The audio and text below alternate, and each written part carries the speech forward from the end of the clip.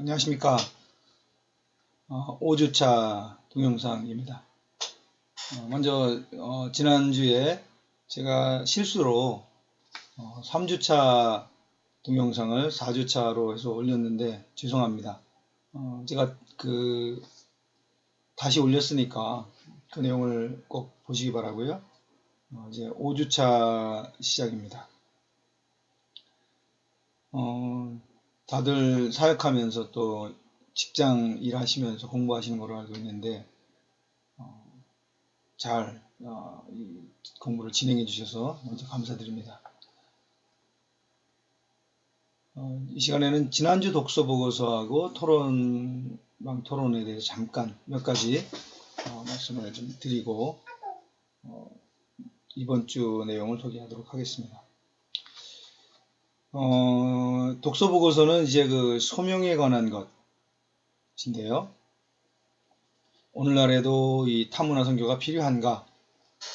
그리고 성경은 이 타문화 선교를 정당한 것으로 지지하고 있는가? 뭐 이런 것에 대한 질문이었다고 생각하면 되겠습니다. 20세기 후반에 들어서 소위 타문화 선교가 꼭 필요한가 하는 것에 대해서 질문이 있었죠. 유명한 1970년대에 선교 모라토리움이라는 것이 이제 있었죠. 들어보셨는지 모르겠는데요. 대표적인 게 1971년에 동아프리카 장로교회 총무인 존 가투 목사가 서구 선교사들의 지도력과 재정 지원 때문에 이 아프리카 현지 토착 교회가 자립하거나 잡지하지 못하고 있다. 그들이 오히려 이런 자치를 막고 있다. 이렇게 이제 얘기하면서 아프리카 교회의 미래를 위해서 이 서구 선교사들을 5년 동안 한시적이긴 하지만 철수를 제안했습니다. 이른바 유명한 선교 모라토리움이죠. 이건 아프리카에서만 일어나는 것이 아니라 이제 비선교지 거의 전체에서 일어났던 그런 분위기였는데요. 이 배경은 크게 두 가지로 요약을 할 수가 있습니다. 하나는 이 비선교지에 있는 교회들이 서구 선교사들에게 너무 이렇게 지배되고 있다. 아프리카 또 아시아, 남미 그 상황에 맞는 교회들이 세워지고 그 교회들이 스스로 하나님 앞에 서야 되는데 서구 선교사들 또 선교단체 서구 교회의 영향력이 이것을 막고 있다. 그런 이제 배경이 있고요. 또 하나는 이제 각 지역에 있는 이미 이제 형성된 교회들이 그 지역 복음화를 그들의 방법으로 할 수 있다 하고 하는 자신감의 표현이기도 합니다. 그래서 이제는 서구 교회가 꼭 이걸 주도할 필요 없다. 세계 복음화라고 하는 과제는 우리들의 과제이기도 하다. 이런 식의 어떤 논의가 그 안에 이제 깔려 있다고 볼 수 있는 것이죠. 이제 제3세계 소위 다수세계 교회에서 나온 이런 목소리와 더불어서 거기에 대한 반응으로 1980년대, 90년대에 들어서서 서구 교회 안에서도 비슷한 움직임이 있었습니다. 그것이 이제 오늘날 우리 얘기하는 소위 선교적 교회 운동이라고 할 수 있는 것이죠. 이거는 이제 서구적 배경에서 나온 건데, 특별히 뉴비긴 같은 경우 이제 오랜 동안 인도의 선교사로 지내다가 70년대에 이제 은퇴를 해서 영국으로 돌아갑니다. 근데 영국에 와서 보니까 영국 자체가 이제 하나의 선교지가 되어 있는 것입니다. 교회는 거의 이제 노인들만 남아있고 활기를 잃어버렸고 교회의 사회에 대한 영향력도 거의 소멸됐고 세속주의에 의해서 지배되는 그런 서구 사회는 이미 기독교주의가 아니었습니다. 근데 이제 교회는 신학이나 목회 형태나 모든 구조나 소위 크리스텐덤 기독교가 지배하고 있던 기독교 왕국 시대의 패러다임 속에 갇혀 있는 겁니다.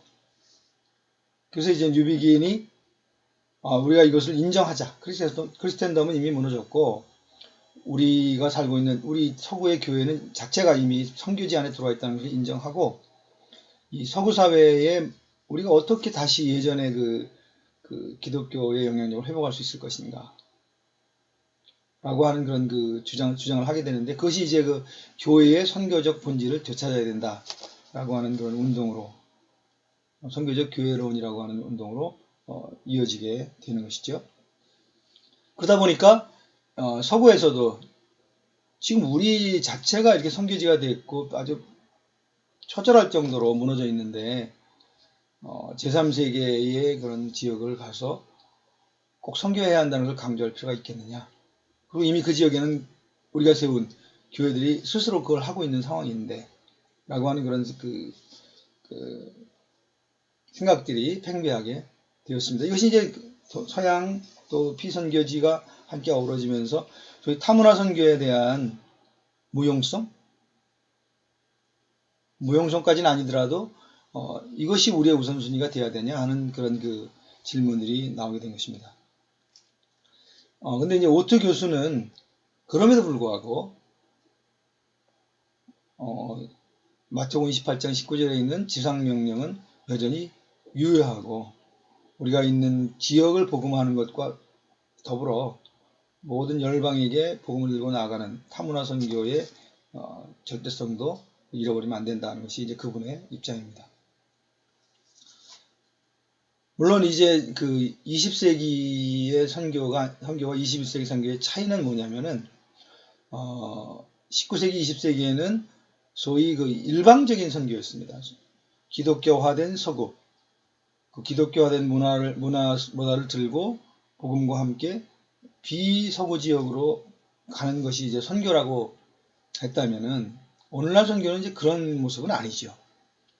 소위 모든 곳에서 모든 곳으로라고 하는 소위 전방위 선교가 이제 그 주장이 되고 있고 그래서 선교 현장에 가면은 서구 선교사들만 있는 것이 아니라 뭐 우리 같은 한국 사람들 또 필리핀 사람들, 인도, 아프리카 나이지리아 사람들, 남미의 브라질 사람들 모든 곳에서 온 모든 그 선교사들이 함께 어우러져서 모든 지역으로 나가는 그런 선교가 이제 오늘날 새로운 패러다임이다 이렇게 말할 수 있습니다. 실제로 이제 선교지였던 교회들이 굉장히 활발하게 선교 운동이 일어나고 있는 것도 그 한 여파라고 할 수 있습니다. 그러나 중요한 것은 이 선교는 잃어버릴 수 없는 가치다라는 것이죠. 또 하나는 이제 에베소 4장 11절에 나와 있는 여러 교회의 기능으로서 사도라고 하는 것. 전통적으로는 우리는 이 사도의 기능은 예수님과 함께 지냈던 제자들, 그리고 부활하신 예수님 만났던 사도 바울, 그 정도가 역사적으로 우리가 사도라고 하는 그런 범주 안에 집어넣는데요. 많은 선교학자들이 이 구절을 역사적인 사도와 구별되는 교회의 직무로서의 사도적 역할, 그것을 강조합니다. 그래서 이 에베소서에 나와 있는 이 구절은 초대교회에 끝난 그 의미로서의 사도가 아니라 오늘날에도 유효한데 그것은 소위 그 자기가 있는 지역을 넘어서 타문화 선교를 담당하는 그런 기능, 이제 오늘날로 치면 타문화 선교사들이죠. 그러한 그 교회의 기능을 사도로 칭한 것이 아닌가, 그렇게 이해되는 게 아닌가라는 것이 이제 많은 선교학자들의 의견입니다. 오트 교수도 아마 그 입장을 어느 정도 지지하는 것 같고요. 그래서 여러분들의 의견을 물은 것입니다. 주경신학이나 조직신학이나 이런 쪽에서는 또 아마 다른 의견일 텐데 선교학자들의 이 에베소 4장에 있는 이 구절에 대한 그 해석이 좀 다르다. 그리고 우리가 선교학을 공부하는 입장에서 이 부분을 어떻게 생각할 것인가 라는 질문을 것입니다. 토론방도 아주 재밌는 그런 그 토론이 있었는데요. 많은 분들이 아주 굉장히 다양한 의견을 얘기해 주셨고 저도 읽으면서 굉장히 많이 배웠습니다. 특별히 이제 선교의 주체가 교회가 아니라 하나님 자신이고, 또 우리가 하는 선교는 명령에 대한 복종이라기보다는 우리 안에 그 복음 주는 기쁨, 또 우리 예수님 만남으로 말미암아 오는 그런 기쁨이 자연스럽게 분출되는 과정이 선교다. 또 그래야 한다라는 것이 이제 뉴비긴의 선교관이라고 할 수 있죠. 대표적인 게 사마리아 수가성 여인의 케이스죠. 그에게 뭐 예수님이 너 가서 복음 전해, 이 마을 사람들 예수 믿게 이렇게 말하지 않았습니다. 그 여인이 스스로 그 내적인 그런 동기, 내적인 변화를 통해서 자발적으로 한 것입니다. 대부분의 분들이 뉴비긴의 관점에 동의를 표하셨는데요. 저도 뭐 기본적으로 뉴비긴의 관점에 동의합니다. 그러나 뉴비긴의 선교관에는 몇 가지 우리가 토론이 필요한 쟁점들이 있습니다. 제일 큰 게 제가 볼 때는 이제 구원의 확신 문제입니다.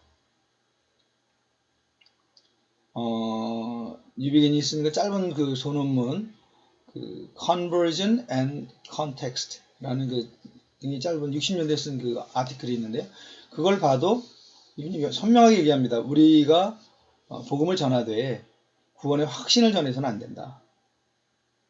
그것은 하나님의 절대 주권에 속한 것이기 때문에 우리는 전하는 것까지가 우리의 역할이지, 당신 구원받았습니다, 당신 천국 갈 겁니다, 분명한 내세의 영생이 보장됐습니다, 이렇게 말하는 것은 월권이다, 이런 입장이에요. 쉽게 얘기하면은요. 근데 우리 복음주의자들, 특별히 우리 침례교들 같은 경우는 이 구원의 확신은 굉장히 중요한 문제입니다. 성경의 약속을 근거로 해서 당신이 예수 그리스도를 만났고 복음에 대해서 동의를 하고 그 복음 안에서 예수 그리스도의 살아계심을 경험했다면 당신은 심판받지 않고 영원한 생명으로 들어갑니다 라고 하는 것이 이제 저희의 아주 중요한 그런 그 복음의 핵심인데, 뉴비긴이 이것을 부정합니다. 그 뉴비긴의 글을 읽어보면 오픈 시크릿이라든지 또 우리가 읽었던 다운지 사회에서의 복음이라든지 그 내용, 그 논리는 충분히 이해가 됩니다. 성경적으로 나름대로 이유가 있습니다. 그렇기 때문에 뉴비긴의 의견이 뭐 완전히 틀렸다 이렇게 말하기는 어려운데, 그러나 저로서는 또 우리 침례교 우리 그 입장에서 이 부분은 굉장히 어려운 부분이다. 그리고 또 저는 또 하나는 죽은 후에 내세에서 구원받고 영생을 얻는 것, 이 부분에 대한 것도 뭐 부정하는 것은 아니지만 그것을 강조하는 그런 그 신앙에 대해서 굉장히 비판적입니다. 그것도 우리가 알 수 없다는 것이죠. 우리가 상징적으로 모호하게 있는 것이지 그것이 우리가 뭐 확실하게 이렇게 얘기할 수 있는 것이 아니기 때문에 그 부분도 하나님의 주권에 맡겨야 된다 하는 그런 입장인 것 같아요. 뉴비긴은. 그러나 이제 특별히 우리 동양에서는, 비서구 세계에서는 사실 이 죽음 이후의 세계와 현재 세계가 통합되어 있잖아요. 우리 한국 같은 경우 뭐 조상 숭배나 이런 걸 통해서 죽은 귀신과 살아있는 우리가 거의 통합되어 있고, 내세라는 것은 저 멀리 있는 것이 아니라 우리 현재 삶의 한 부분을 이루고 있다고 우리가 이제 생각을 하고, 우리도 모르게 이렇게 형성되어 있기 때문에 이 복음 증거에 있어서 내세의 문제는 굉장히 중요한 문제인데, 뉴비긴은 다분히 서구적인 그런 관점인 것 같아요. 그래서 그 부분을 너무 강조하는 것, 내세를 강조하는 것에 대해서 아주 비판적인 입장입니다. 그리고 이제 또 몇 분 언급을 했지만 모든 영혼이 구원에 이르게 하는 것이 과연 선교의 궁극적 목적이냐. 바울 당시에 다 복음을 했다고 했지만은 그때 당시 예수 믿는 사람이 몇 프로나 되겠느냐, 뭐 이런 이제 논리입니다. 이것도 마찬가지로 그러니까 현실적인 면에서는 뉴비긴의 얘기가 맞죠. 우리가 어떻게 모든 사람을 다 예수 믿게 하겠어요. 그러나 우리는 성경 말씀, 하나님의 말씀, 모든 사람이 구원에 이르기를 바라신다고 하는 주님의 말씀에 근거해서 그것이 우리의 목표다, 이렇게 말하는 것이죠. 그래서 이런 부분들이 좀 쟁점이 있습니다. 그렇다고 해서 뉴비긴의 주장이 가치가 없다 이렇게 말하는 것은 아니에요. 귀담아 들어야 되고, 또 어떤 의미에서 우리가 하나님 말씀을 우리의 안경을 가지고 해석한 면도 있기 때문에 그 부분에 대해서 겸손하게 들어야지만 명확한 쟁점들이 있다. 이렇게 이해하시면 좋을 것 같습니다. 특별히 선교는 이 복음의 감격스러운 분출이지, 명령에 대한 그 복종이라고 하는 그 복종이 아니다라고 하는 그 지적은 상당히 뼈아픈 그런 면이 있습니다. 왜냐하면 우리 교회 성장학적 세계관에 가지고 있던 우리 선교사들이 가서 이 선교를 너무 과제 중심 해야 되는 일이니까 수단과 방법을 가리지 않고 뭔가 성취해내야 한다는 그런 식의 이 생각들이 꽤 있었거든요. 그래서 이제 뉴비기는 그런 부분들에 대해서 틀렸다.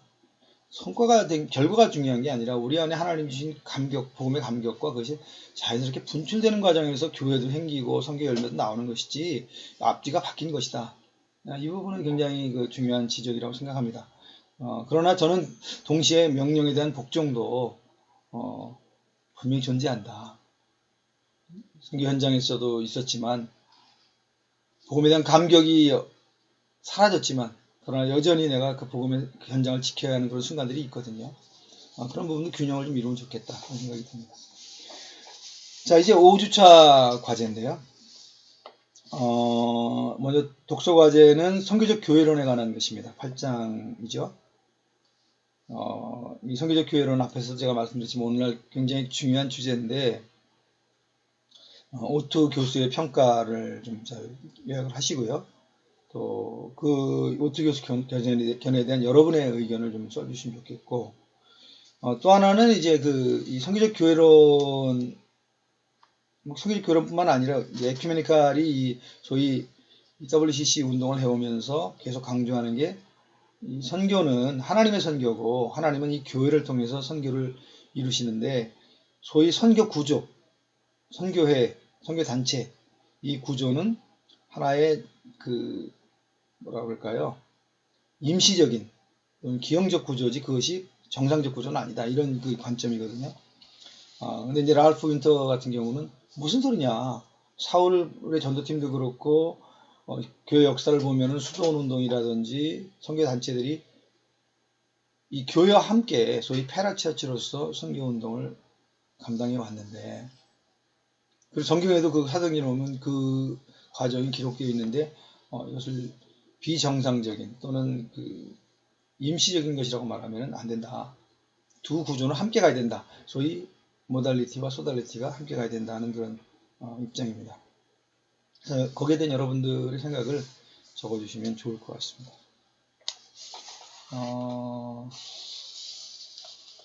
토론방 질문은요. 롤랜드 앨런이 쓴 바울의 선교, 우리의 선교라는 책인데, 선교하기 위해서는 아주 교과서 같은 책이죠. 제가 거기다가 그 파일을 올려놨는데, 여러분 그 파일을 보시고, 특별히 재정 사용 원칙에, 선교에 있어서 우리 재정은 어떤 원칙을 가지고 해야 되는가, 그 내용을 좀 정리를 하시고, 또 한국 교회 또는 여러분이 사역하는 현장에 적용해서 평가를 좀 하시는 그런 토론입니다. 이 앨런 책은 벌써 100년 가까이 된 책인데 오늘날에도 상당히 의미를 던져주는 그런 내용들을 담고 있습니다. 자, 그리고 턴페이퍼는 이제 현재 9분이 저한테 주제를 알려주셨어요. 제가 16명인데 그래서 여러분들이 원하는 주제를 저한테 알려주시고 온라인 컨퍼런스 때 우리가 그 부분을 좀 같이 나눌 수 있도록 그렇게 해주시면 좋겠습니다. 그리고 온라인 컨퍼런스는 지난주도 제가 말씀을 드렸는데 마지막 7주차에 하겠습니다. 그래서 내용은 연구 제목, 주제죠. 여러분이 어떤 주제로 연구하겠다. 그리고 그 주제를 왜 나에게 이것이 의미가 있고 내가 왜 이것을 공부하고 연구하게 됐는지에 대한 설명을 해주시고, 그리고 그 연구를 통해서 내가 발견하기 원하는 거, 내가 이 공부를 통해서, 이번 연구를 통해서 이런 부분들을 좀 정리했으면 좋겠다. 그리고 마지막으로는 이 연구가 어떻게 기여할 건지, 여러분 자신을 위해서 또는 여러분이 있는 공동체, 한국교회에 이 연구가 어떤 의미에서 기여가 될 수 있을 것이다 라고 하는 그런 내용들 중심으로 간단하게 한 5분 정도니까요. 준비해 주시면 좋을 것 같고, 일시는 제가 약간 바꿨는데요. 두 그룹이라고 했죠. 제가 너무 많아서 한 그룹 못하니까 두 그룹인데, 4월 26일 날이 이제 금요일입니다. 금요일 날 한국 시간으로 밤 11시, 미국 시간으로 아마 오전 8시 정도 될 것 같아요. 그래서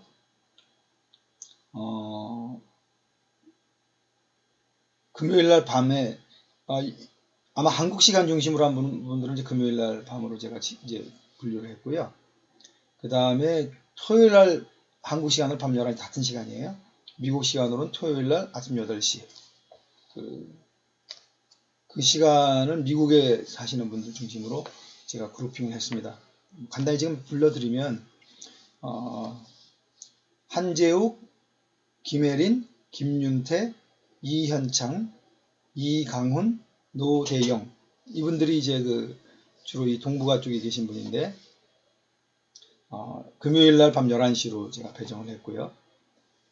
진수동, 강혜주, 이정호, 이종현, 이로환, 명성무, 이경희, 송근재, 성호섭, 유미숙, 이분들이 지금 미국 쪽에 계신 분들이라 토요일 날로 배정을 했습니다. 토요일 날 그쪽 시간으로 아침 시간이죠. 근데 이제 지금 나누다 보니까 토요일 날 쪽에 인원이 더 많아요. 그래서 혹시 토요일 날 계신 분들이 이 금요일 쪽으로 갈 수 있는 분은 한 두세 분 정도 옮겨가시면 균형이 맞지 않겠나 싶습니다. 그래서 이 온라인 컨퍼런스 잘 준비해서 우리가 마무리하면 좋겠고요. 벌써 5주차니까 이제 거의 끝날 때가 됐습니다. 여러분들이 남은 것은 이제 그 온라인 컨퍼런스하고 텀페이퍼인데 같은 내용이죠. 텀페이퍼를 잘 준비하셔서 이번 과목을 잘 마무리하실 수 있기 바랍니다. 예, 이상입니다. 이번 한 주간도 은혜로운 시간 되시기 바랍니다. 예, 응하겠습니다.